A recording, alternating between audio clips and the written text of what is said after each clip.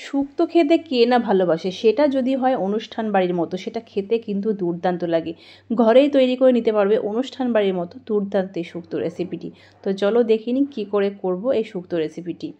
শুক্তোর জন্য মেন যে সবজিগুলো লাগবে সেগুলো আমি কেটে নিয়েছি। এগুলো আলাদা করে তোমাদের কাটা দেখালাম না। সব সবজিগুলোই লম্বা লম্বা করে সরু করে কেটে নিতে হবে। মেন 5টা সবজি যেমন আলু, বেগুন, উচ্ছে, সজনে ডাঁটা, কাঁচকলা এগুলো। তো গাজর আর পেঁপেটাও কিন্তু আমি অ্যাড করেছি। সবসময় কিন্তু দেখবে সজনে ডাঁটা থাকে না, সেটা ছাড়াও কিন্তু শুক্তোটা হয়। কিন্তু সিজনের মধ্যে কিন্তু দেখবে শুক্তো করতে গেলে সজনে ডাঁটাটা কিন্তু একটু লাগেই। আর না দিলে কিন্তু দেখবি অসম্পূর্ণ মনে হয় থেকে যায়। আর এই হচ্ছে কাঁচকলা, এটা আমি নুন হলুদ দিয়ে জলে ভিজিয়ে রেখেছি। একটা মতো কাঁচকলা নিয়েছি। আর এইবার মেন যে মশলাটা সেটা হচ্ছে এই পাঁচফোড়ন। শুকনো খোলাতে পাঁচফোড়নটাকে ভেজে নিতে হবে। তবে খেয়াল রাখবে এইটা যেন খুব বেশি কড়া না হয়ে যায়। হালকা যখন কালারটা আসবে তখনই নামিয়ে নিতে হবে। আর নামিয়ে নেবার পরে হালকা ঠান্ডা হলে তখন সঙ্গে সঙ্গে শিলনোড়াতে এটাকে গুঁড়ো করবে।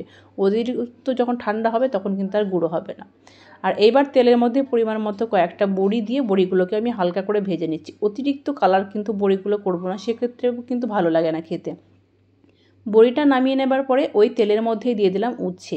আর এই উচ্ছেটাকে এবার অল্প নুন আর একটু হলুদ দিয়ে একদম কড়া করে ভেজে নেব। কড়া করে ভাজলে কী হবে, উচ্ছের যে তেতো ভাবটা সেটা কিন্তু একদম পুরোপুরিভাবেই চলে যায়। পুরোপুরিভাবে চলে যায় না, সেটা ভুল কথা, অনেকটাই কম হয়। এবার উচ্ছেটা যতক্ষণ না ভাজা হচ্ছে শিলনোড়াতে সেই যে বললাম যে পাঁচফোড়নটা ভেজে রেখেছিলাম সেটা গুঁড়ো করে নিচ্ছি। একটু দেরি হলে কিন্তু ঠান্ডা হয়ে যাবে আর সেটা গুঁড়ো হবে না। তো এইভাবেই গরম অবস্থাতে, হালকা গরম অবস্থাতে এটা গুঁড়ো করে নিয়ে সাইডে রেখে দিলাম। আর এদিকে দেখো উচ্ছেটাও কিন্তু খুব সুন্দর লাল লাল করে ভাজা হয়ে গেছে। উচ্ছেটা তুলে নিলাম। এবার ওই তেলের মধ্যে দিয়ে দিলাম বেগুনটা। এবার বেগুনটা আমি আর নুন হলুদ কিন্তু দিচ্ছি না, এভাবেই বেগুনটাকে ভেজে নেব। অতিরিক্ত নরম না হলেও হালকা করেও কিন্তু ভেজে নিতেই হবে। বেগুনটা তুলে নেবার পরে এবার আরও কিছুটা পরিমাণ মতো দিয়ে দিলাম তেল। শুক্তোতে দেখবে সব সবজি মোটামুটি একটু ভেজে নিলে ভালো হয়, তবে অত দরকার হয় না। শুধু বেগুন আর উচ্ছেটা ভাজলে হয়। অনেকে কিন্তু কাঁচকলাটাও ভাজে, আমিও অবশ্য করেছি এর আগে, কাঁচকলাটাও ভেজে নিয়েছি। তবে আর কোনো সবজি ভাজবো না। এবার তেলের মধ্যে তেজপাতা, শুকনো লঙ্কা আর দিয়ে দিলাম পাঁচফোড়ন। তোমাদের হাতের কাছে যদি রাঁধুনি থাকে অবশ্যই দিতে পারো। আমি আলাদা করে দিলাম না, কেন পাঁচফোড়নের মধ্যে আমার রাঁধুনিটা দেওয়া ছিল। কিছুক্ষণ বেশ ফোড়নটা নাড়াচাড়া করে নেওয়ার পরে সেইবার বাদবাকি যে সবজিগুলো ছিল, আলু, গাজর, পেঁপে, সজনে ডাঁটা, শক্ত যে সবজিগুলো সেগুলো একসাথে দিয়ে বেশ ভালোভাবে মিনিট 2 মতো এভাবেই নাড়াচাড়া করে নেব। আর যে কাঁচকলাটাকে দেখো নুন হলুদ জলে ভিজিয়ে রেখেছিলাম সেই কাঁচকলাটাকেও দিয়ে দিলাম।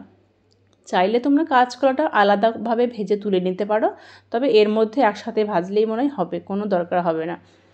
আর এইবার যেটা দেবো সেটা হচ্ছে নুন। নুনটা আমি এখানে 1 চামচ মতো দিলাম। তোমরা কিন্তু এটা পরিমাণ মতো পছন্দ মতো দেবে, লাগলে আমি পরে কিন্তু টেস্ট করে দেখবে দেওয়া যাবে। একসাথে নুন দিলে নুনটা বেশি হয়ে যেতে পারে। নুনটা দিয়ে আবার একটু বেশ ভালোভাবে কিছুক্ষণ মতো মিশিয়ে নেব। আর এবার একটু দিলাম চিনি। চিনিটা কিন্তু অবশ্যই লাগবে টেস্টটাকে ব্যালেন্স করার জন্য। যে কোনো নিরামিষ রান্না বা যে কোনো আমিষ রান্নাতে একটু চিনি পড়লে মনে হয় টেস্টটা একটু অন্যরকম হয়ে যায়। এবার যতক্ষণ না কষানো হচ্ছে এদিকে নিয়েছি কিছুটা আদা।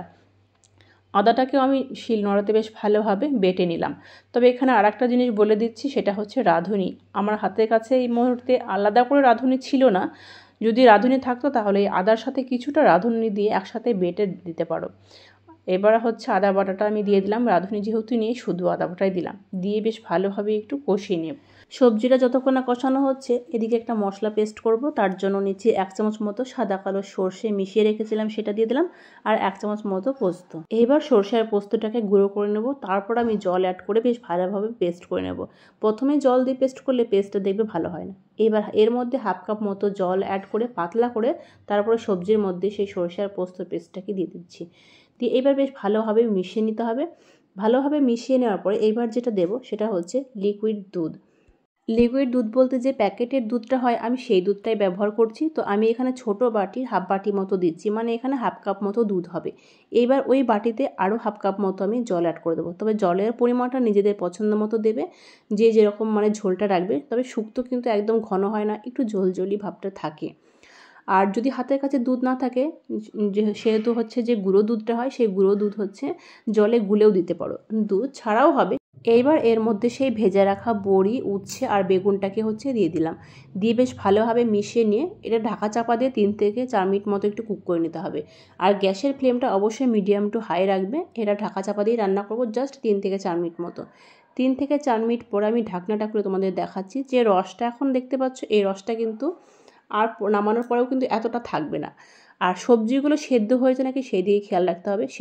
সবজি যদি সেদ্ধ হয়ে যায় তাহলে দেখবে একদম পুরো পারফেক্ট হয়েছে। শুক্তোটা এমন হবে সব সবজি সেদ্ধ হবে অথচ কিন্তু গোটা গোটা থাকবে। আর এইবার যেটা দেবো সেই বিশেষ মশলাটা, 5 ফোড়ন যেটা ভেজে রেখেছিলাম, তো পুরো 1 চামচ মতো ভেজে রেখেছিলাম, মানে 1 চামচ দিয়ে ভেজে গুঁড়ো করে রেখেছিলাম, পুরো গুঁড়োটাই আমি দিয়ে দিলাম। দিয়ে বেশ ভালোভাবে মিশিয়ে নিলেই কিন্তু রেডি হয়ে গেল। আর এখানে যেটা বলছে আর একটা জিনিস, সেটা হচ্ছে ঘি। তোমরা চাইলে এখানে 1 চামচ মতো ঘি দিতে পারো। আমি কিন্তু ঘিটাকে অ্যাভয়েড করলাম, ঘিটাকে আমি একদমই দিলাম না। ব্যাস রেডি হয়ে গেল দুর্দান্ত অনুষ্ঠান বাড়ির শুক্তো। ভিডিওটি ভালো লাগলে অবশ্যই লাইক, কমেন্ট বেশি বেশি করে শেয়ার করে দিও। আর আজকের মতো এই পর্যন্তই। পরের দিন নেক্সট কোনো ভিডিওর সাথে দেখা হবে।